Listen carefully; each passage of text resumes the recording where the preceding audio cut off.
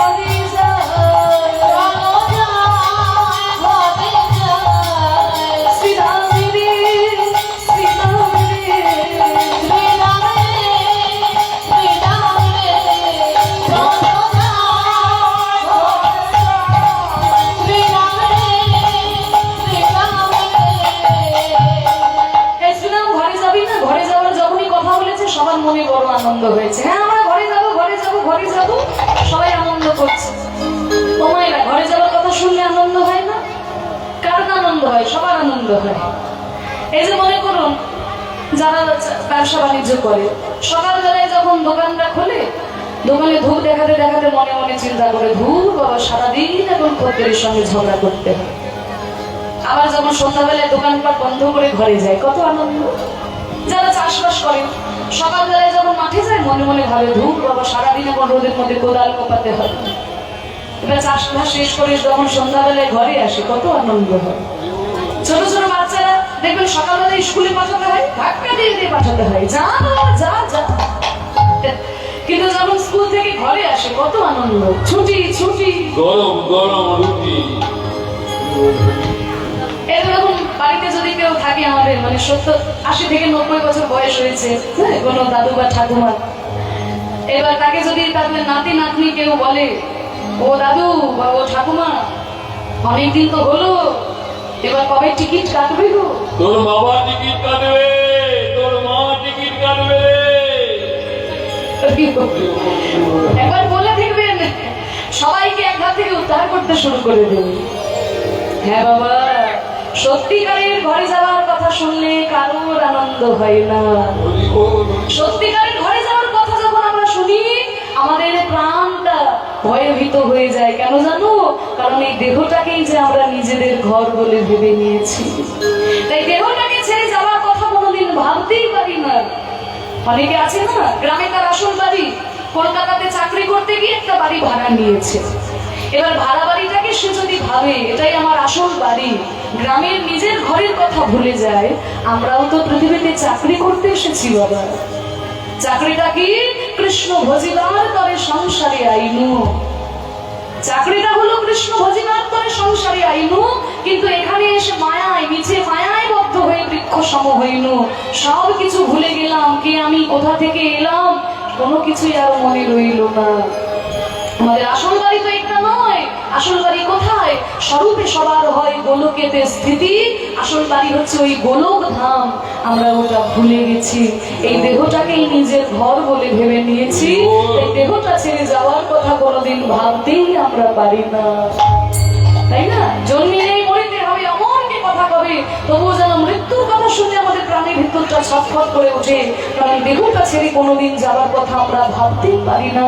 কিন্তু সত্যিকারের ভক্ত যারা, তারা জানে এই দেহ ঘরটা তো আমার আসল ঘর নয়, আমাদের আসল ঘর ওই গোলক ধাম, সেখানে তো যেতে হবে সব কিছু ছেড়ে। গাড়ি বাড়ি টাকা পয়সা ধন দৌলত কোনো কিছু সঙ্গে করে নিয়ে যেতে পারবো না, সব কিছু ছেড়ে দিয়ে আমাদের যেতে হবে। হও না তুমি যতই বড় রাজা জমিদার,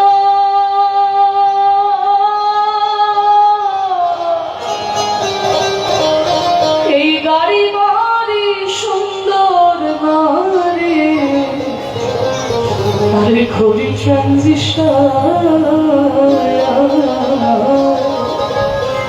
সেদিন রবে নয়া আর কোন অধিকার, সেদিন রবে নয়া আর কোন অধিকার, এই বিষয় ভাবে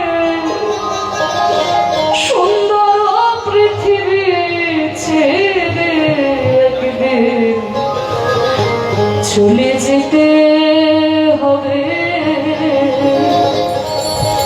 পাগল মন রে, চলে যেতে হবে। ওই নগদ কলম তাগিদ পত্র, নগদ কলম তাগিদ পত্র নেমে আসবে যাবে, সুন্দর পৃথিবী ছেড়ে চলে যেতে হবে।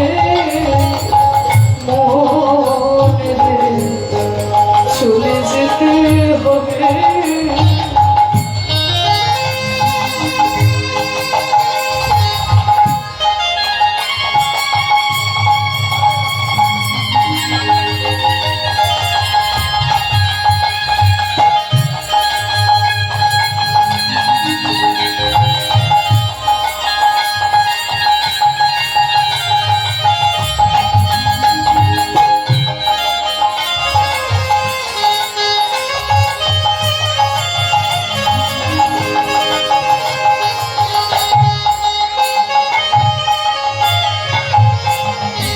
যেদিনে আমার মোহ ঘুমে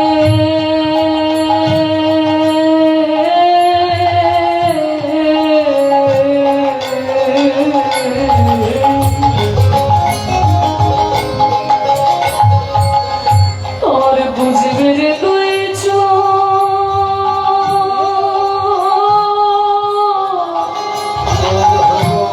পাড়া প্রতিবেশী সেদিন তবে কিছু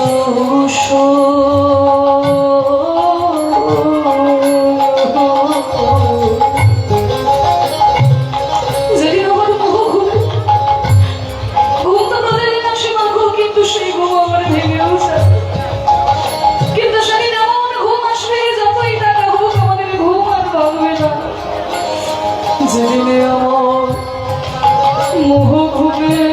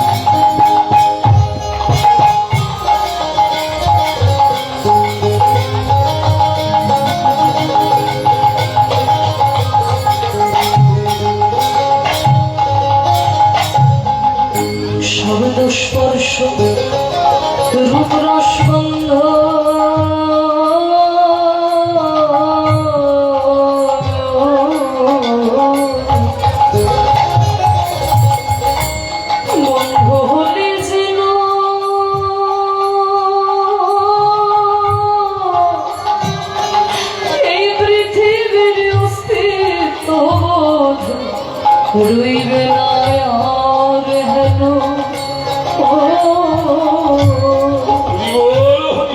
শব্দ স্পর্শ, এই যে স্পর্শানুভূতি বাবা, শীতকালে কেমন ঠান্ডা, গ্রীষ্মকালে কেমন উত্তাপ বুঝতে পারছি, এসি ঘরে কেমন আরাম, এই বৈশাখ মাসের কাঠাটার উপরে কেমন উত্তাপ বুঝতে পারছি। কিন্তু সেদিন আপনাকে সারাদিন এসি ঘরে রাখা হোক আর সারাদিন কাঠাটার রোদে ফেলে রাখা হোক, এই দেহটার যে কোনো অনুভূতি থাকবে না। শরদ স্পর্শ রূপ রসগন্ধ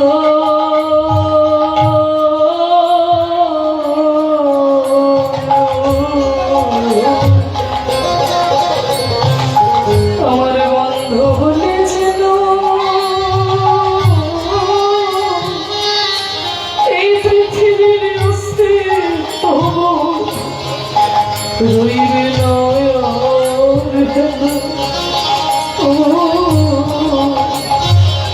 পাগল বিজয় বলে সেদিন আমার বিজয় বলে সেদিন আমার নেমে আসবে কবে সুন্দর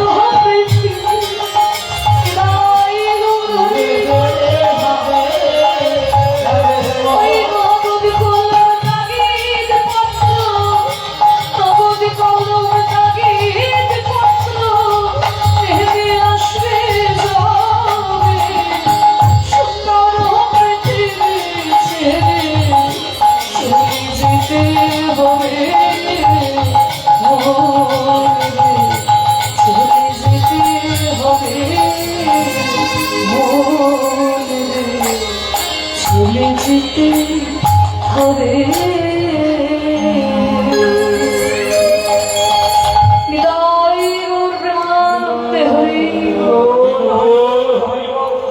সুন্দর পৃথিবী ছেড়ে এই দেহরূপী ঘরটা ছেড়ে আমাদের যেতে হবে, কিন্তু আমরা মেনে নিতে পারি না। এই দেহ ঘরটাকে নিজের ঘর বলে ভেবে নিয়েছি, তো তাই এই ঘরটা ছেড়ে যাওয়ার কথা কোনোদিন ভাবতেই পারি না। কিন্তু ভক্ত যারা, তারা তো দুঃখ পায় না, তারা তো কষ্ট পায় না, তারা আনন্দ করে। শ্রীরাম সুনাম রাম পশুরামের মতো ভক্ত কি আমরা হতে পারবো গো? তাই তাদের আজকে ঘরে যাওয়ার কথা শুনে আনন্দ হয়েছে, তাদের আনন্দ আর ধরে না, ঘরে যাওয়ার কথা শুনে আনন্দ আর ধরে না, ঘরে তো যাবো কিন্তু ধেনু বৎস তো ফেরাতে হবে, ফেরাতে তো হবে। কানাই ফিরারে, কানাই ফিরারে, একবারে ফিরারে ফিরারে কানাই ফিরারে, কানাই ফিরারে, কানাই ফিরারে, কানাই ফিরারে, কানাই ফিরারে, ফিরারে ফিরারে কানাই ফিরারে, কানাই ফিরারে, কানাই ফিরারে, ফিরারে ফিরারে কানাই ফিরারে। ওরে তুই চোরা তোর ভেদু চোরা ফিরারে, তুই তোর ভেদু চোরা ফিরারে, আমরা পারবো না কানাই ফিরারে, আমরা পারবো না কানাই ফিরারে। এই কানাই, তুই যেমন চোর, তোর এই ভেনু বৎস বলিও তেমন চোর। চোরের ভাষা তো চোরেই বোঝে।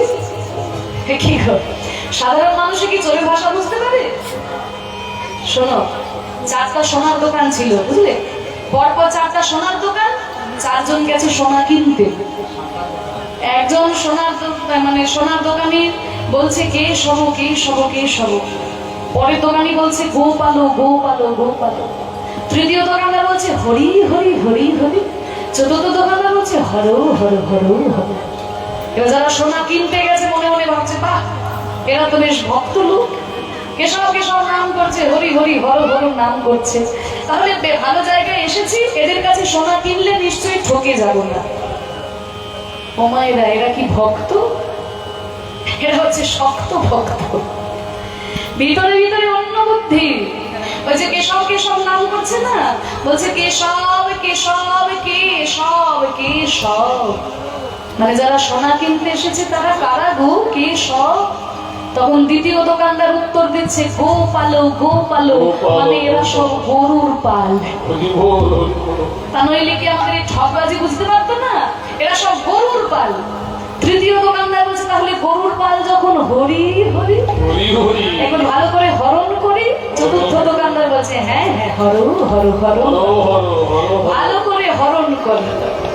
তা এই হচ্ছে চোরের ভাষা, চোরেই বোঝে, সাধারণ মানুষ বুঝতে পারে।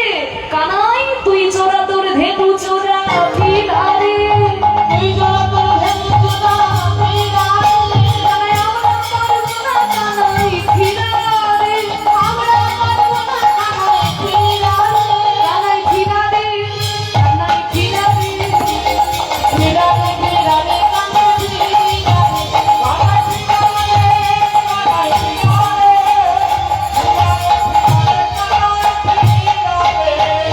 তাহলে আমি তাহলে ধেনু ফিরাই। গোবিন্দ আমার ধেনু ফিরাচ্ছে, বাঁশি বাজিয়ে ধেনু ফিরাচ্ছে। কেমন ভাবে? চাঁদ মুখে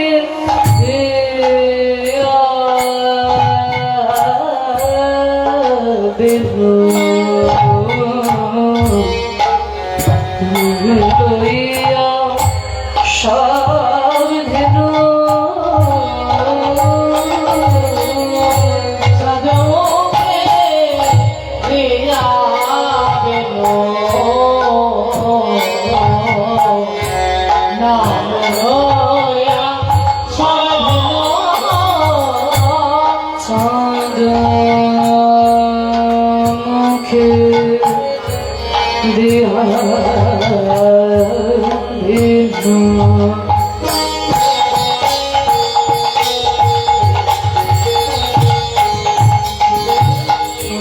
আমার প্রাণ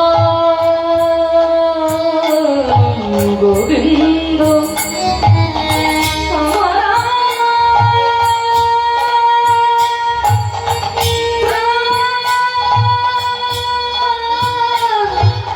গোবিন্দ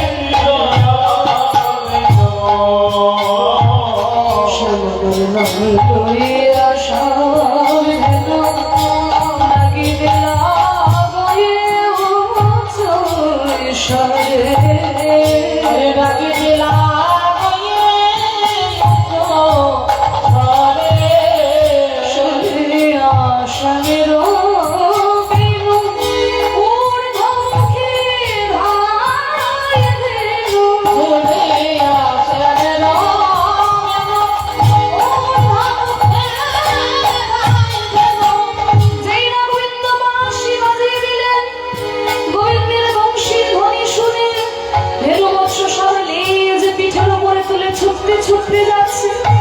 ভক্ত এক পাশে দাঁড়িয়ে বলছে, মানুষ যেমন হাত তুলে ছুটে যায় ভগবানের কাছে, কিন্তু গরুদের তো হাত নাই, তাই তারা লেজ তুলেছে। বলে তোমার ভোলা, তোমার ভোলা, তোমার ভোলা, ওই উচ্চ তুলি বলে তোমার ভোলা, উচ্চ তুলি বলে তোমার ভোলা। হে গোবিন্দ দয়াময়,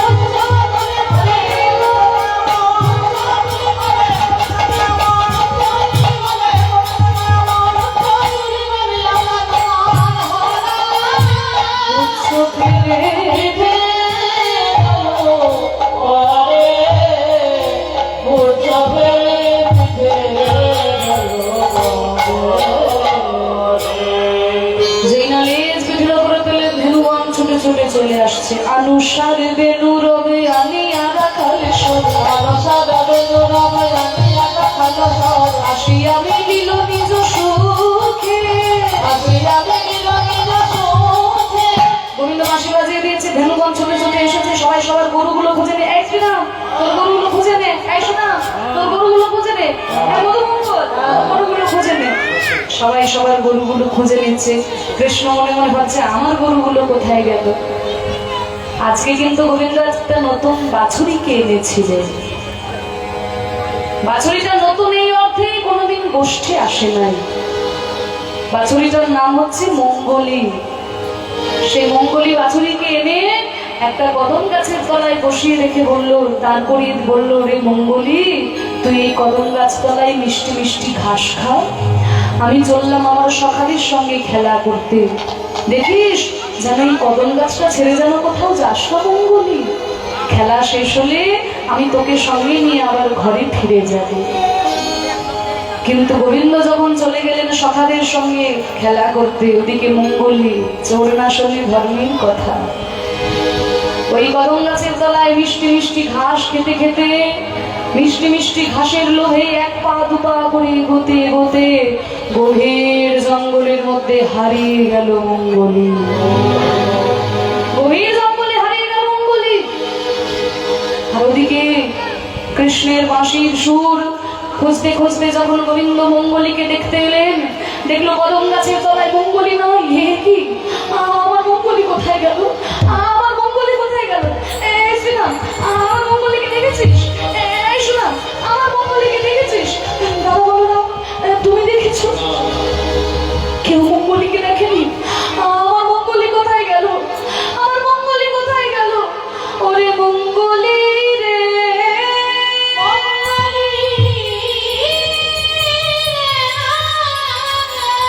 মুখে ডাকে হলো না, বাঁশি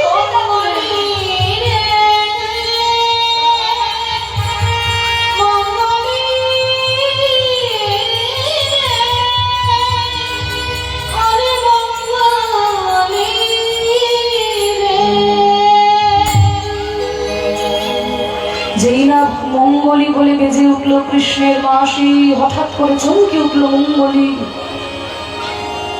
যেই না এই প্রথম কৃষ্ণের ঘরে ফিরে যাওয়ার বাঁশির সুর মঙ্গলীর কানে যখনই গেছে, চমকে উঠেছে।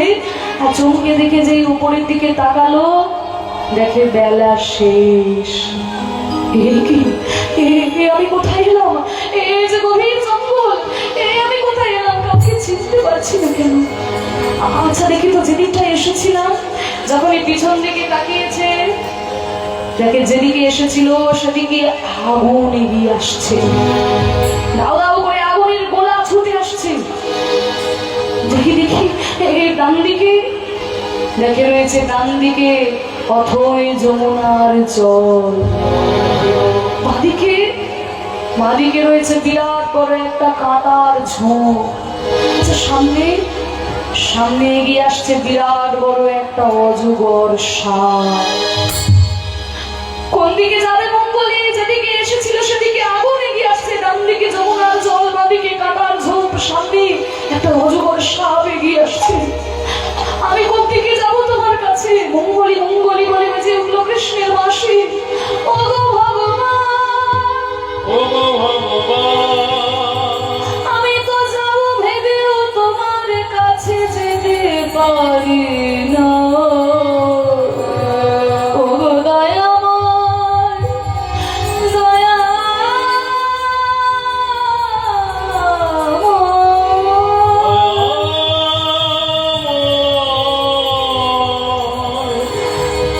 এইবারে মিলিয়ে নিন, জীবনের তত্ত্বটা ভালো করে মিলিয়ে নিন বাবা। মঙ্গলী বাছুরিটা যে সে নয় গো, মঙ্গলী বাছুরিটা হলাম আমরা সবাই হলাম ওই বাছুরি। কৃষ্ণ আমাদেরকে বললো কি, যে কদম গাছ তলাটা ছেড়ে যেন কোথাও যাস না, মানে ওই ভক্তি রূপী কদম গাছটা ছেড়ে যেন তোরা কোথাও যাস না। কিন্তু আমরা মিষ্টি মিষ্টি ঘাসের লোভে, অর্থাৎ এই বিষয়ের লোভে, বিষয় থেকে বিষয়ান্তরে ধাবমান আমাদের এই মন ধেনু, বিষয় সংশয়ের লোভে এক পা দুপা করে এগোতে এগোতে আমরা এই সংসার রূপী গভীর জঙ্গলে যে হারিয়ে গেলাম। এই সংসার জঙ্গলে হারিয়ে গেছি। যেদিকে এসেছিলাম আগুন এগিয়ে আসছে, অর্থাৎ ত্রিতাপ জ্বালা। আদি ভৌতিক, আদি দৈবিক, আধ্যাত্মিক, এই তিন রকমের জ্বালাই আমাদেরকে ঘিরে রেখেছে। এটা ভেদ করে আমরা ভগবানের কাছে যেতে পারি না। ডান দিকে রয়েছে অথই যমুনার জল, তত্ত্বের দিকে জলটা কি? জলটা হচ্ছে কামনা বাসনার সাগর। কামনা বাসনার সাগর, অথই সমুদ্র, এটা পার করে আমরা ভগবানের কাছে যেতে পারি না। বাঁদিকে রয়েছে কাঁটার ঝোপ, পাঁচটি কাঁটা, জাতির মিথ্যা মহত্ব রূপ যৌবন, পাঁচটি অহংকার। এই পাঁচটা কাঁটা হয়ে দাঁড়িয়ে আছে, এই অহংকার ভেদ করে আমরা যেতে পারি না। সামনে এগিয়ে আসছে একটা অজগর সাপ, তত্ত্বের দিকে বলছে সাপটা হলো মৃত্যু। কখন যে কিভাবে কাকে গ্রাস করবে আমরা কেউ বুঝতে পারি না। তাহলে কোন দিকে আমরা ভগবানের কাছে যাব? মঙ্গলের যে কান্না, এই কান্না যে আমাদের সবার মাগো। আমরাও তো এই ভেদ করে যেতে পারছি না গোবিন্দের কাছে। মঙ্গলের যে কান্না, আমাদের কান্না সবার।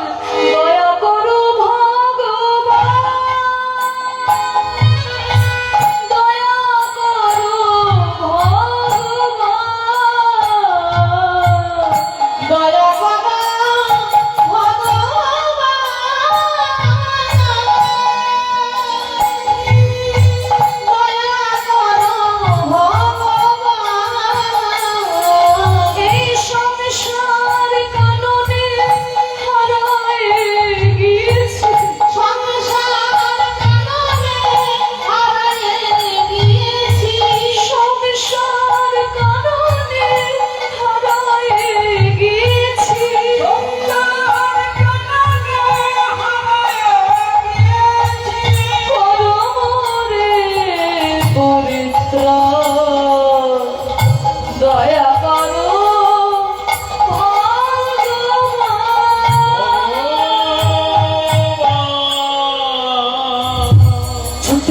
গোবিন্দ এসে দেখলেন ওই কাঁটার ঝোপের মধ্যে মঙ্গলি রয়েছে।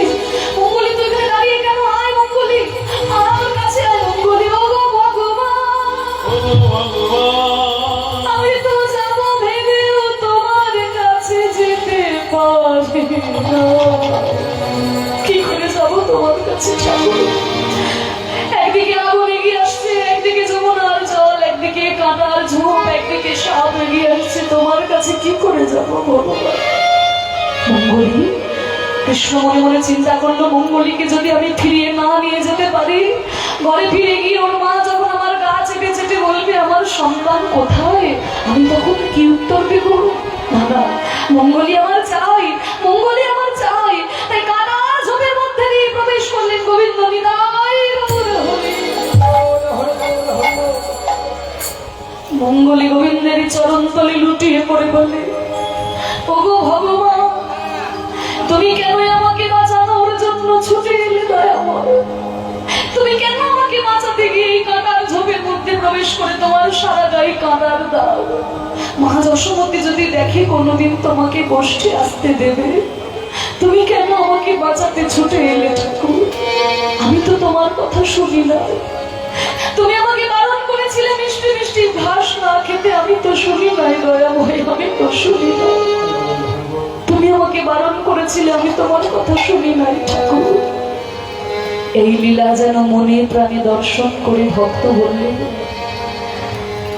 আমি তো তোমারে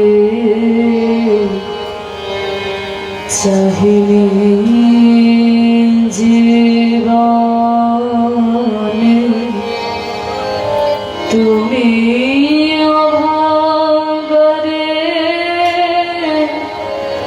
চেয়েছো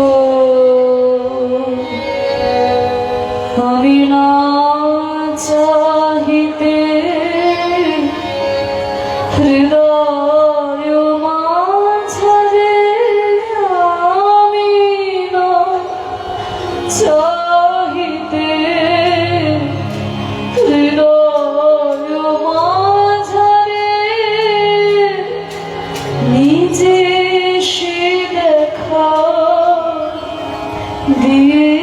দিয়েছো।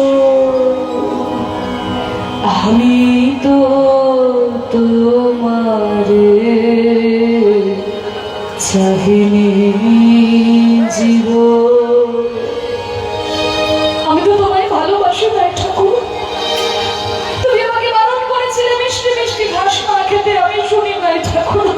কথা শুনে না। ওই ও পথে যেও না, ফিরে এসো সখা, কানে কানে কত কয়েছো আমায়। ও পথে যেও না,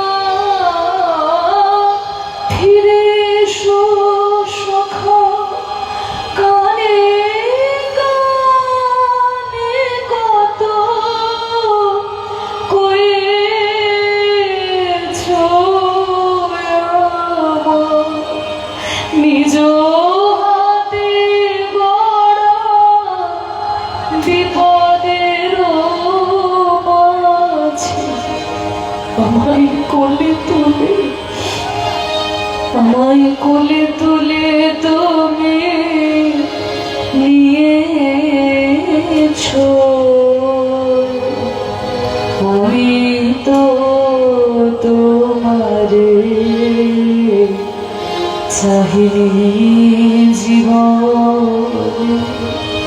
ঠাকুর, তুমি আমাকে ভালোবেসেছো ঠাকুর, আমি তো তোমাকে ভালোবাসি না।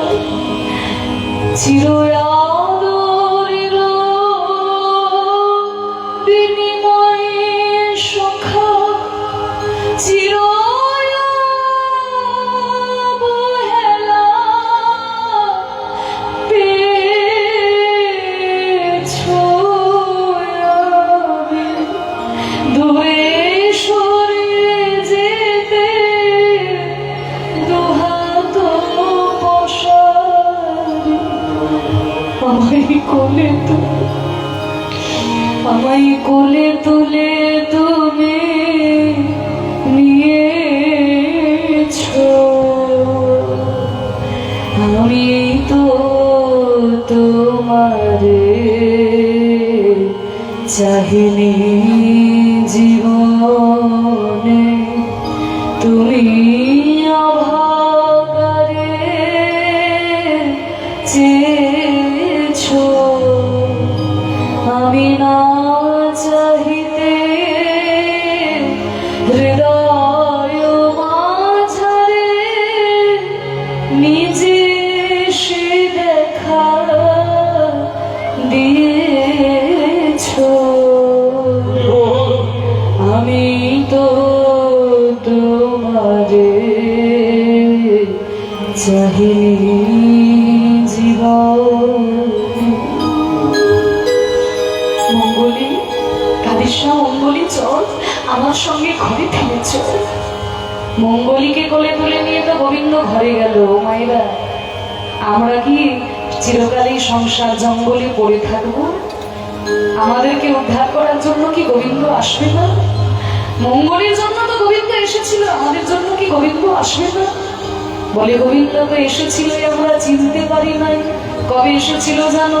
জীবের নিস্তার লাগি নন্দ সুত হরি, নন্দ সুত হরি। জীবের নিস্তার লাগি নন্দ সুত হরি, নন্দ সুত হরি। এই ভুবনে প্রকাশ হন গুরুর পদে, গুরুর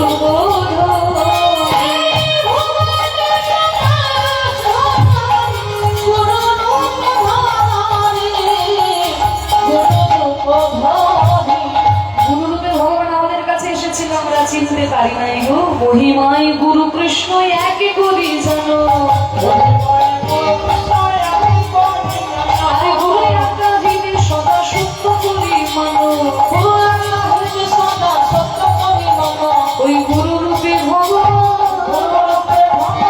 ভক্তির করে পরিণত, গুরু রূপে ভগবান এই সংসারে সাগর হবে।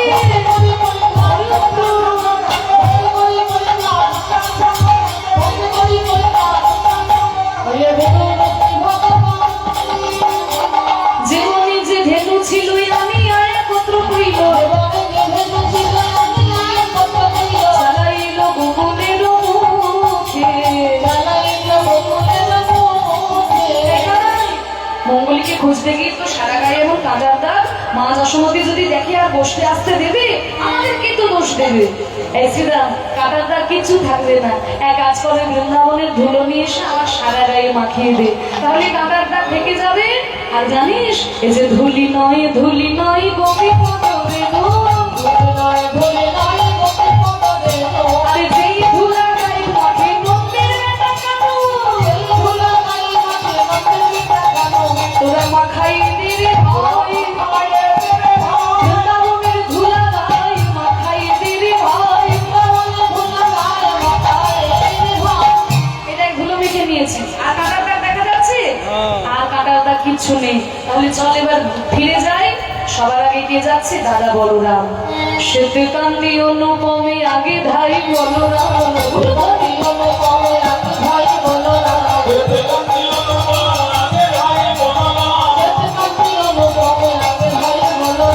আর শিশু জলে ডাইনে বামে, শ্রীরামে সুদামে পাছে ভালো শোভা করিয়াছে,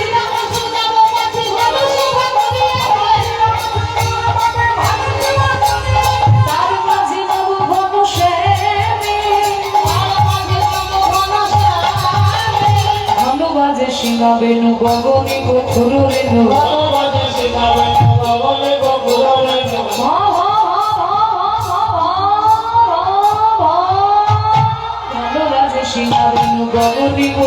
রেণু,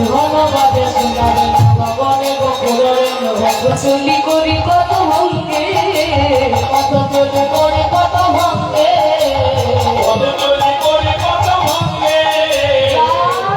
যতে কোরা খালে সব দিয়া আমায় আমার, যতে কোরা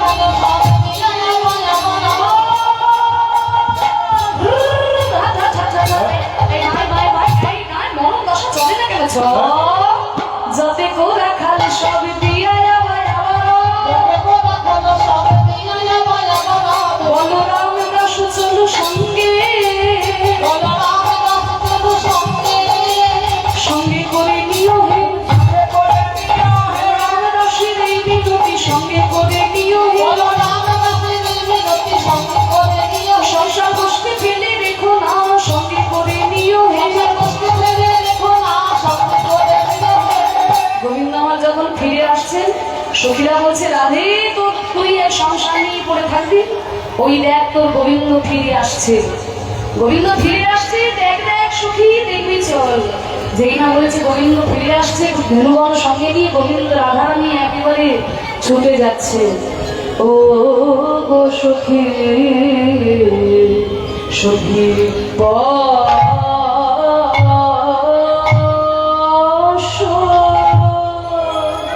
পশ্যমি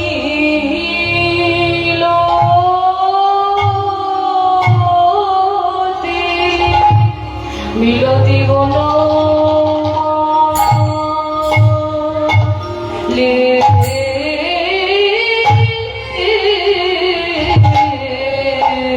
ও সখী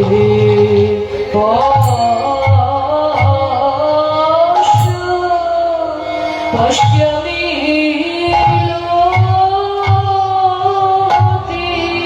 মিলতি বন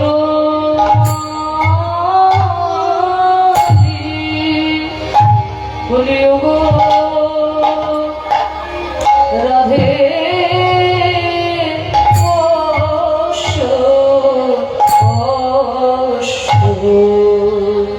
রাধে গো, রাধে গো, ও গো সখী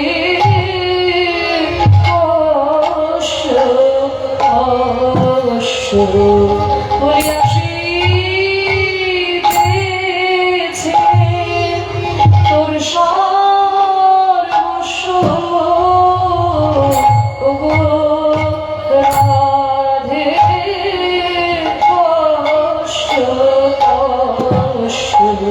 বলিয়াছি তোর সর্বস্ব, শুভলার কাঁধে মাথা দিয়ে আসি।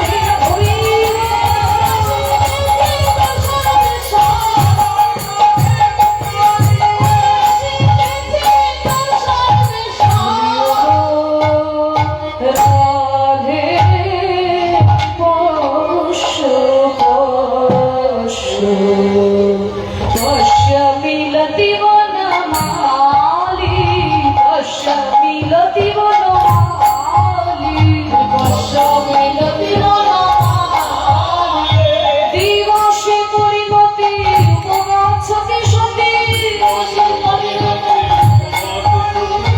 নব বিভ্রমশালী নব নব বিভ্রমশালী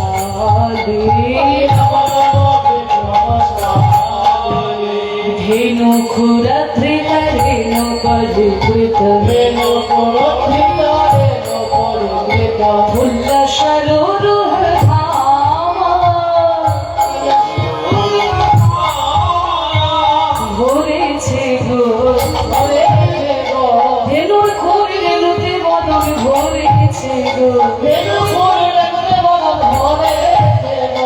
উল্লাসরোরুহ ধামা